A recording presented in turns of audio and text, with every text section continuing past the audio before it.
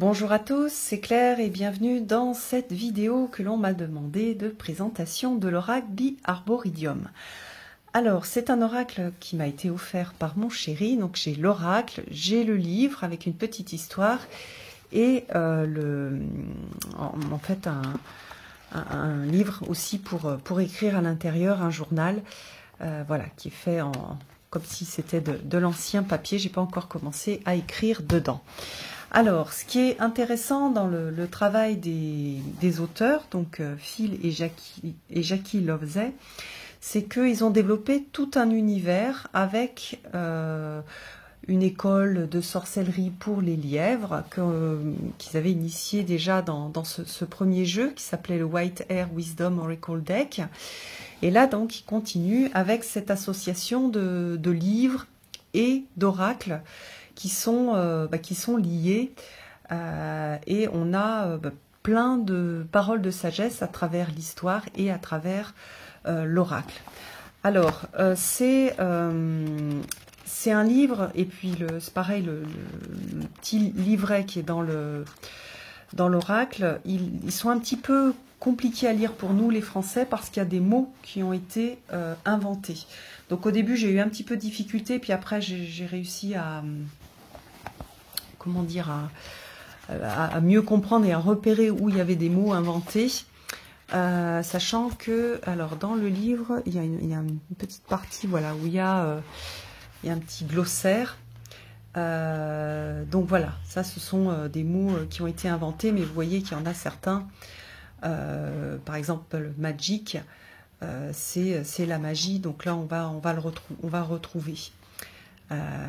Donc voilà, alors ça c'est pour le livre avec une histoire, avec ce petit personnage, enfin ces personnages dans l'histoire que l'on va retrouver ici dans les illustrations de l'Arboridium. Alors on n'a pas forcément besoin d'avoir le livre si on veut utiliser l'oracle, parce que le livre, enfin on n'a pas besoin d'avoir le livre d'histoire, parce que le livre qui est fourni avec les cartes est gros. Parce qu'en fait, on a un texte qui est assez long avec l'explication de la partie, enfin en tout cas avec un bout d'histoire qui permet de comprendre en fait la leçon de la carte. Donc on va avoir à chaque fois la reproduction en couleur de la carte, le texte avec une histoire, voilà, donc on a le petit personnage qui parle, de mes endroits favoris à Winchet Dale, c'est le lac des pensées, etc. Donc voilà, le petit personnage y parle. On a la leçon à travers l'histoire qu'il raconte, et puis à la fin, on a quelques mots-clés pour comprendre la signification de la carte. Par exemple, là, faire les premiers pas pour résoudre un problème. Et parfois, la partie la plus difficile, on a cette idée de commencement et on découvrira des surprises, et des choses auxquelles on ne s'attendait pas. Donc, voilà comment est-ce qu'il est organisé. Donc, bien sûr, au début, on a une petite introduction qui explique bien l'esprit du jeu, utiliser le jeu, la méthode, hop. Et puis on a, voilà, comme dans le livre, certains mots qui ont été inventés et qui sont expliqués ici. Donc il y a une petite définition, on a une carte, et puis voilà. Donc on a pas mal de choses et moi je trouve que c'est super, super inspirant et j'adore les illustrations. Alors ça c'est une méditation guidée, voilà. Je l'avais pas fait, je l'avais même pas vu, c'est en vous le montrant que je vois qu'il y avait ça à la fin. Ah bah faudrait que je la lise. Donc voilà, ça c'est l'Arboridium. Alors ensuite on a alors la boîte est faite dans une sorte de papier lidé et du coup qui est un petit peu fragile, donc il est arrivé un peu abîmé sur les côtés pour moi, donc je sais pas si c'est pour tous les jeux, mais bon, ça fait rien, je suis contente, je suis tellement contente avec ce jeu. Donc on va avoir, voilà, à chaque fois, donc le titre sur un petit parchemin, et puis une illustration, et avec un dos qui est magnifique. Donc voilà, on va avoir le petit personnage qui joue. Vous voyez qu'il y a des petits dragons, il y a plein de choses, il y a plein de choses un peu, du coup, magiques, et il y a plein de petits détails qui sont très très sympas. Et j'aime beaucoup, beaucoup cet univers. Je pense que c'est aussi un jeu qui devrait plaire aux amoureux des univers comme ça, style Harry Potter aussi. On a vraiment cet esprit-là, avec un côté aussi, donc voilà, ce sont pas des humains, ce sont des lièvres, c'est moins sombre hein, qu'Harry Potter. Mais il y a plein de leçons de sagesse, et il est pas c'est un jeu qui est profond et qui apporte des choses qui sont très intéressantes, et des visions de la vie, des visions de l'expérience humaine aussi, à travers ces lièvres et cette magie qui sont vraiment super super intéressantes. Qu'est-ce que j'adore ça, c'est le petit compagnon magique du magicien.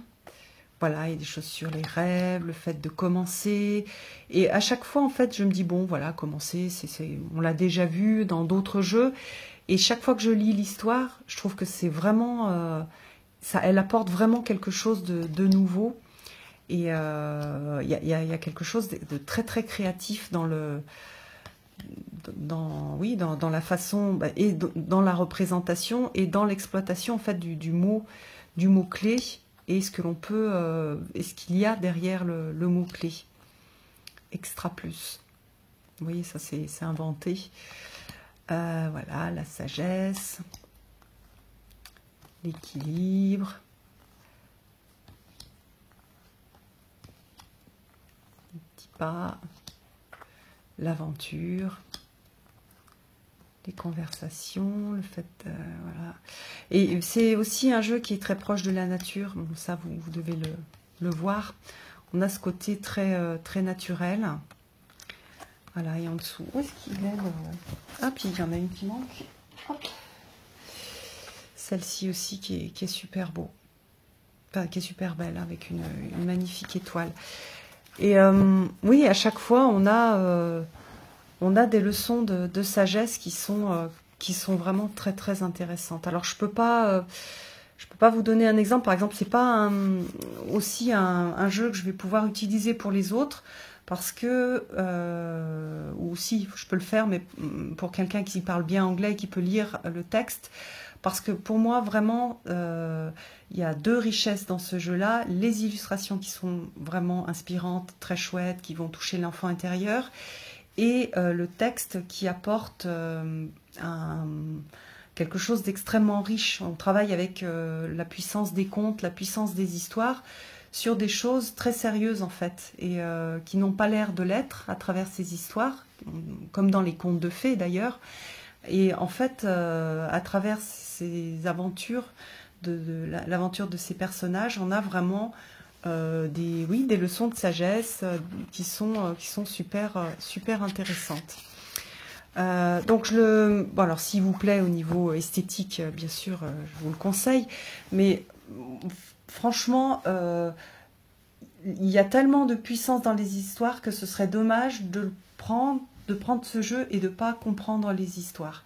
Parce que vraiment, il y a quelque chose, c'est quelque chose d'hyper important qui est transmis à travers l'écriture du